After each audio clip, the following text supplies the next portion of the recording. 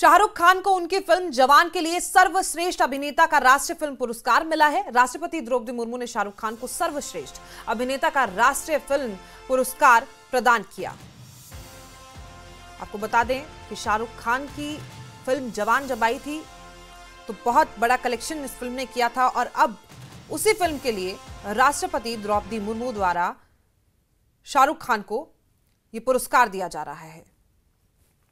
राष्ट्रपति ने शाहरुख खान को अवार्ड दिया है, सर्वश्रेष्ठ अभिनेता का पुरस्कार मिला है। हालांकि शाहरुख खान के बारे में हम जानते हैं कि किस कदर वो जब उनके एक साइन एक्टिंग बोर्ड के लिए लोग उनके दीवाने होते हैं और किस तरीके से लोग उन्हें प्यार करते हैं। और ऐसे में जवान फिल्म जब आई थी तो चर्चाओं में थी, बॉक्स ऑफिस कलेक्शन भी हमने देखा था कि फिल्म का बहुत रहा था।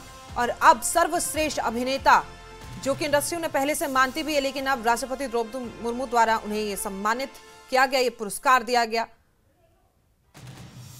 ये तस्वीरें बेहद अहम।